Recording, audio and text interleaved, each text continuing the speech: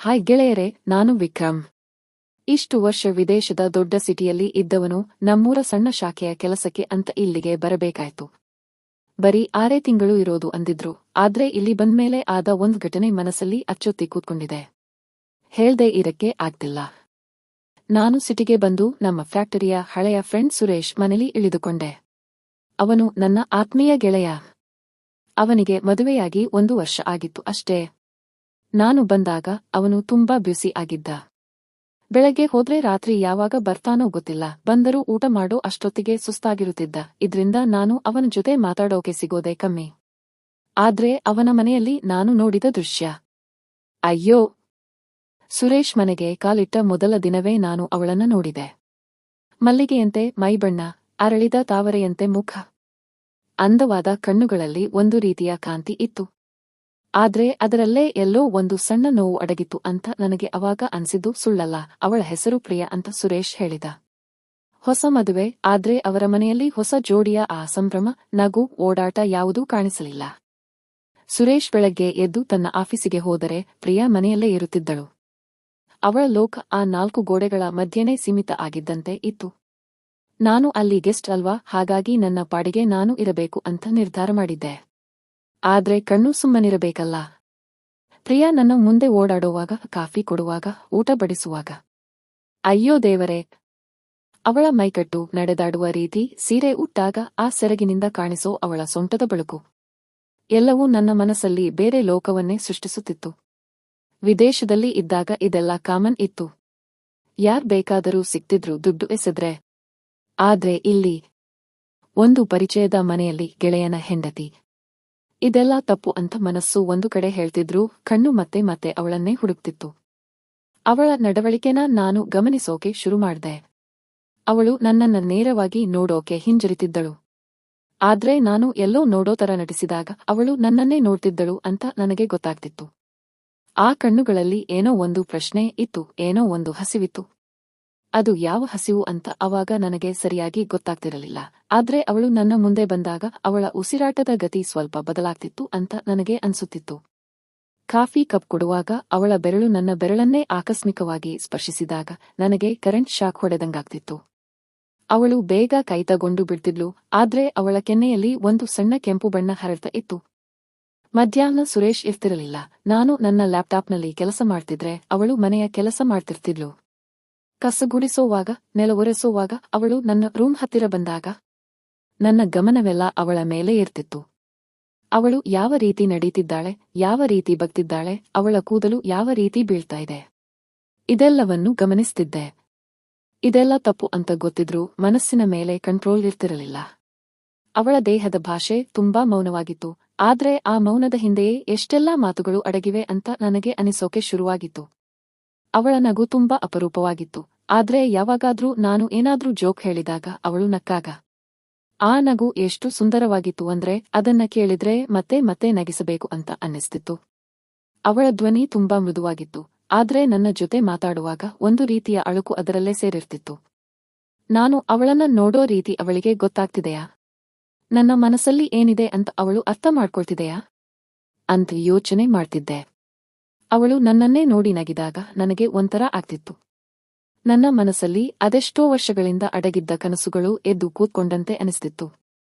ಆದ್ರೆ ಗೆಳೆಯನ ಮನೆ, ಗೆಳೆಯನ ಹೆಂಡತಿ, ಈ ಗೆರೆ ದಾಟಬಾರದು ಅಂತ ಮನಸ್ಸಿಗೆ ಹೇಳ್ಕೊಂಡರೂ ಕಣ್ಣು ಮತ್ತೆ ಮನಸ್ಸು ಕೇಳಬೇಕಲ್ಲ.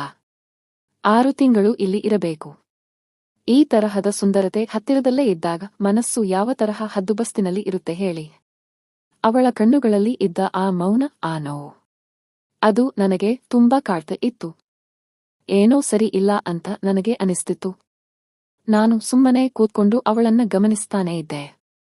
ಇದೆಲ್ಲ ಎಲ್ಲಿಗೆ ಹೋಗಿ ನಿಲ್ಲುತ್ತೋ ಅಂತ ಗೊತ್ತಿರ್ಲಿಲ್ಲ, ಆದ್ರೆ ಏನೋ ಒಂದು ನಡೆಯುತ್ತೆ ಅಂತ ಮನಸ್ಸಿಗೆ ಅನಿಸ್ತಿತ್ತು. ಕಣ್ಣಾಲಿಗಳ ಕುಸ್ತಿ ಮತ್ತು ದೇಹದ ಹಾವು, ಹೀಗೆ ದಿನಗಳು ಕಳೆಯುತ್ತಾ ಹೋದಂತೆ ಸುರೇಶ್ನ ಬ್ಯುಸಿ ಶೆಡ್ಯೂಲ್ ಹಾಗೆಯೇ ಇತ್ತು. ಬೆಳಗ್ಗೆ ಹೊರಟ್ರೆ ರಾತ್ರಿ ತುಂಬಾ ಲೇಟಾಗಿ ಬರೋದು ಕಾಮನ್ ಆಗಿತ್ತು. ಪ್ರಿಯಾ ಮತ್ತೆ ನಾನೇ ಮನೆಯಲ್ಲಿ ಇರೋದು ಜಾಸ್ತಿ ಆಗ್ತಿತ್ತು.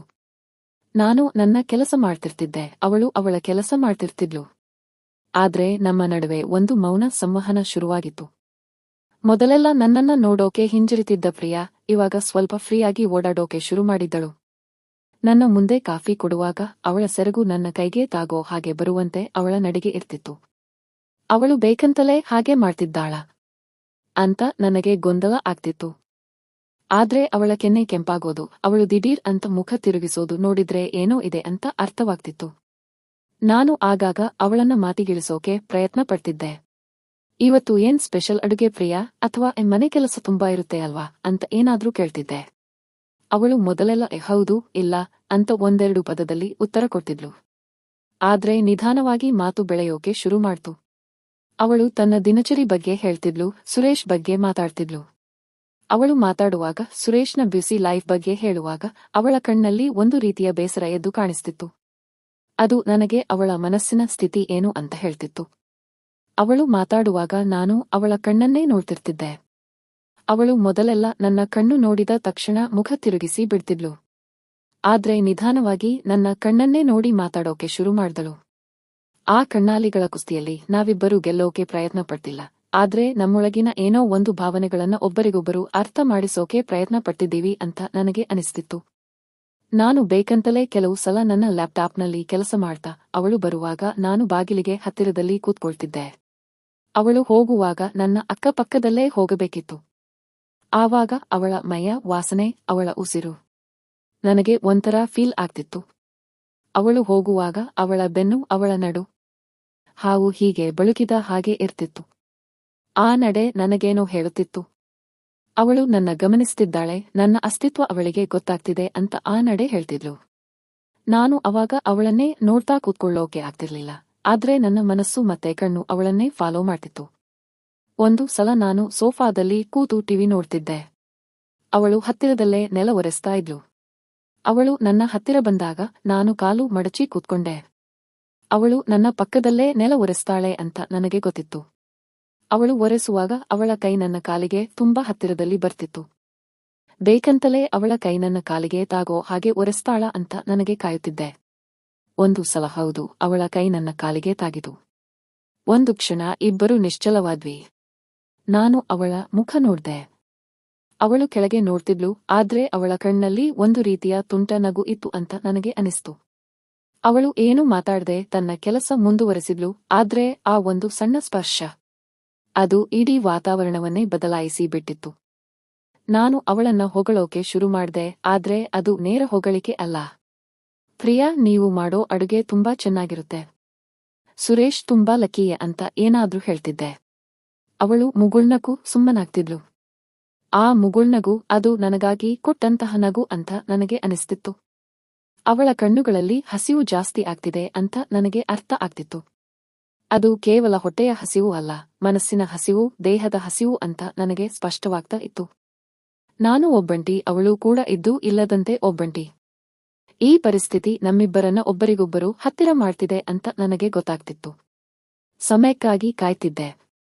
ಆ ಸಮಯ ಬೇಗ ಬರುತ್ತೆ ಅಂತ ನನಗೆ ವಿಶ್ವಾಸ ಇತ್ತು. ಪಾರ್ಟ್ 1 ಇಲ್ಲಿಗೆ ಮುಗಿಯುತ್ತದೆ. ಪಾರ್ಟ್ 2ಗಾಗಿ ನನ್ನ ಚಾನಲ್ ಅನ್ನು ಸಬ್ಸ್ಕ್ರೈಬ್ ಮಾಡಿಕೊಳ್ಳಿ.